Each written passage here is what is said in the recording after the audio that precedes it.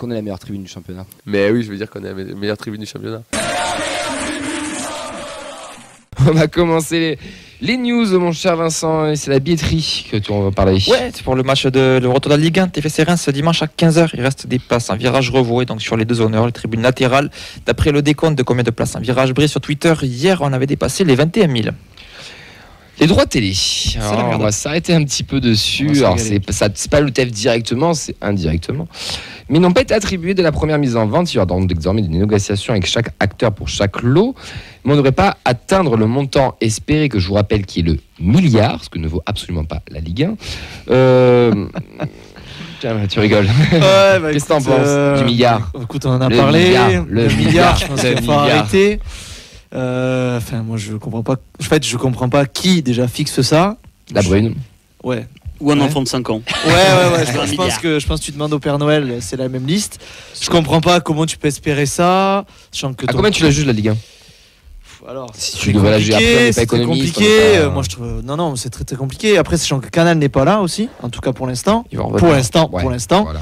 Je sais pas. Moi, je pense qu'un 500-600. Moi, j'avais plutôt lu 875 là que personne s'était mis. Donc un 5 ou 600, je pense que c'est déjà pas mal. Et après, pour répondre à ta question, danger pour les clubs, non. Parce que j'espère que les clubs sont assez intelligents pour savoir ce qu'ils proposent et savoir que le montant espéré, il n'est pas atteignable en tout cas.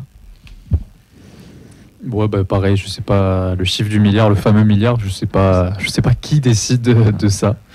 Mais bon, peut-être parce que Mbappé il est resté, tu vois. Je sais pas. Il s'en va l'année prochaine quand même. Ouais. Non, ouais, bon, j'aime pas être alarmiste, mais il y a des gens qui pointent du doigt ça depuis un petit moment. Et ouais, je pense que Canal+ ils doivent se frotter les mains dans leur coin. Ils doivent bien rire, et puis j'espère qu'il y aura un terrain d'entente, mais de toute façon les droits télé c'est toujours la même chose. Ça fait des années que c'est un problème, et des années que j'ai l'impression qu'on ferme les yeux, et puis même la DNCG a dit tout va bien. Donc si tout va bien, pourquoi on s'inquiète quoi. Il y a Beto Faut Rêver sur Twitter, que j'ai croisé d'ailleurs samedi, que je salue, qui nous parle de ça. Il nous dit que la masse salariale représente 80% des budgets des clubs. Donc droit TV de 50 à 80% des recettes hors transfert, d'après Romain Molina. Ce qu'il faut comprendre, c'est que les clubs misent beaucoup sur les reventes des joueurs, des fameuses pépites, et ainsi que des droits TV. C'est pour ça que quand Mediapro nous a annoncé le milliard, ils nous ont foutu dans la merde avec leur truc, parce que c'était complètement faux et que ça a paniqué tout le monde et que Canal est arrivé en sauveur. On va pas débattre longtemps sur ça, ça mériterait une émission de au moins 2 heures avec des vrais spécialistes de l'économie. Moi, je vous invite à aller voir aussi ce que nous disent Pierre Rondeau, qui est spécialiste économiste du sport, autour de ça. Il y a des très bons articles de sa part. Il a Revue de l'After aussi avait fait ou SoFoot, les deux d'ailleurs, je crois, avaient fait des choses sur ça. Je vous invite à aller les regarder. Mais il va falloir arrêter de rêver, d'attendre que le droit TV. Je pense que nous, on est peut-être un des clubs en France, je m'avance peut-être un peu, où on est peut-être le plus stable et qu'on va pas tout miser sur ça. Attends, tu peux pas tout miser sur ça, c'est trop incertain. Ils le font tous. Oui, mais là tu peux plus. Ils se foutent à la merde. Moi, pour moi, si je peux parler en tant que de mon côté, Montpellier, on s'est bien fait niquer par Mediapro, où Nicolas a un peu trop cru et il le paye encore. Donc, moi, à mon avis, c'est plus le cas. Hein. Là, je pense qu'il sait que. Ils apprendront pas de leurs erreurs. C'est pas possible, tu peux pas gérer. Ouais, en effet, mais. Je sais pas. Ça me paraît fou. On y reviendra. En tout cas, on va suivre ça quand même de près. On vous tiendra au courant s'il y a du nouveau. Sinon, tout le monde se cotise. On essaie de le racheter. Oui, rendez-vous dans 10 ans à N3. Les éliminatoires. Guillaume Rest en équipe de France Espoir qui est en train de jouer contre Chypre. Il y a 8-0 là. C'est Lodi qui te dit sur Facebook. 8-0, Cherki. J'allais dire le but. Ok. Ça déroule. Caceres qui affrontera le Chili de Gabriel Soiseau ce mardi à 23h sur DAZN, le fameux canal qui vient pas, c'est DAZN. Oui, je sais. J'ai fait la chaîne arrivée d'Azon. C'est Canal qui se déguise. Hein. Oui. Bref. Et puis Bein aussi. Franck Magri avec le Cameroun a perdu 1-0 avec le Sénégal. Il est rentré en jeu à la 80e. Moussa Diarra, lui, a fait 1-0 parce que le Rwanda en match amical était remplaçant. Il y aura Mali, Arabie Saoudite. C'était là à 17h. On va essayer de chercher le résultat. Qu'est-ce qu'a fait Mamadi Maigri Bangré, mon cher Vincent? Pareil, c'est amical aujourd'hui. Donc on attend aussi le résultat. D'ailleurs, on n'a même pas réussi à trouver d'horaire pour ce match-là. Idem pour Logan Costa, donc avec le Cap-Vert contre les Comores. C'était de toute façon c'est des matchs amicaux puisque les qualifs pour la CAN sont terminés. Yanis Begraoui avec le Maroc U23, victoire 3-1 contre la République dominicaine. Il a marqué un but sur une combinaison sur corner. Il est quand même en très bonne forme avec la sélection. Christian Mawissa et Noah Lamadi qui étaient donc en équipe de France U19.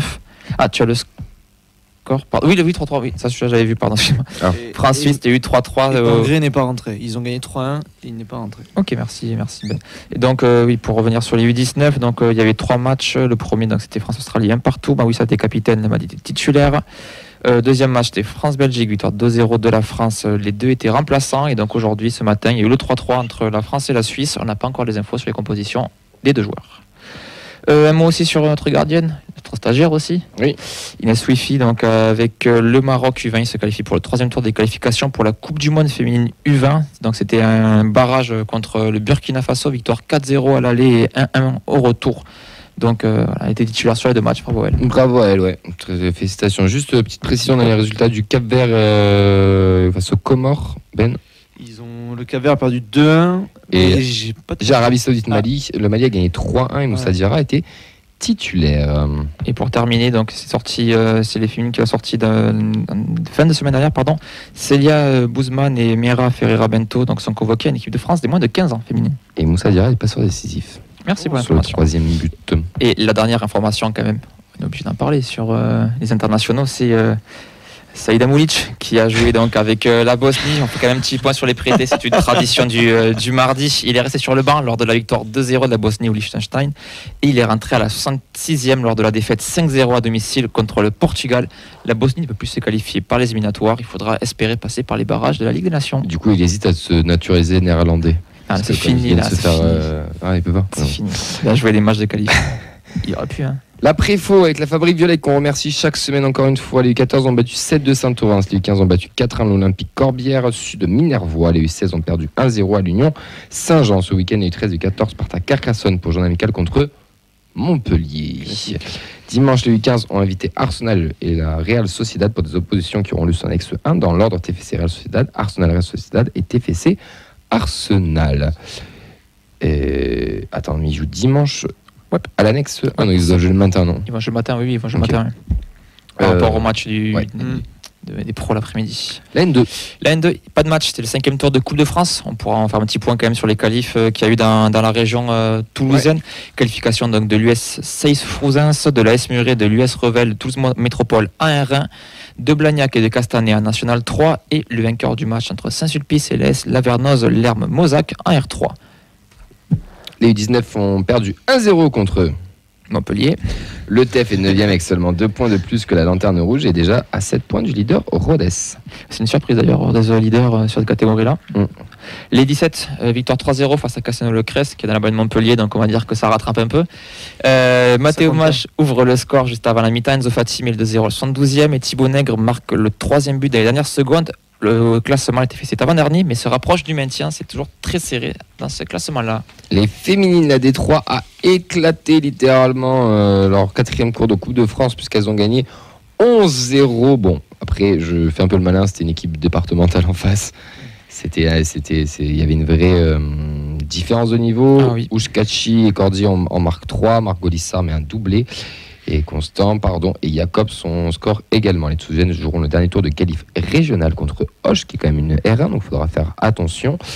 Et comme nous l'a souligné le coach la semaine dernière, si elles vont loin en Coupe de France, elles vont peut-être sûrement enchaîner 16 week-ends. 15 matchs. 15 matchs oui. Ça jusqu'à décembre, on voit dans tous les week-ends des matchs. On vous l'a révélé vendredi, il n'y aura pas de doublon dimanche prochain, donc elles joueront samedi sur l'annexe face à Nîmes. Donc je vous encourage fortement à aller les voir. Ça leur fera du bien d'avoir du soutien de leurs supporters et supportrices. Qu'ont fait les 23 ? Les 23 ont perdu 2-1 contre la réserve de Montauban. Donc Montauban qui est en D2 pour situer le niveau des réserves. Les adversaires ouvrent le score dès la 9e. Lola Mérise égalise à la reprise de la seconde mi-temps. Mais les Toulousaines craqueront la 77e. Au classement, le TFC 4e derrière un trio de tête qui a déjà 5 points d'avance. Donc avec les réserves de Montauban et de Montpellier. Et la SPTT Montpellier qui est leader. Ils nous font vraiment chier, c'est Montpellier. C'est atroce. De dos de faire un putsch. Rendez-nous la Midi-Pyrénées, merde. On est bien en Occitanie. Défaite 1-0 des U19 face à l'OM qui prend l'avantage pour la deuxième place qualificative. Le TFC 4e à 3 points. L'OM justement à la fin. 3 points de l'OM justement à la fin de cette phrase. Allez, pardon.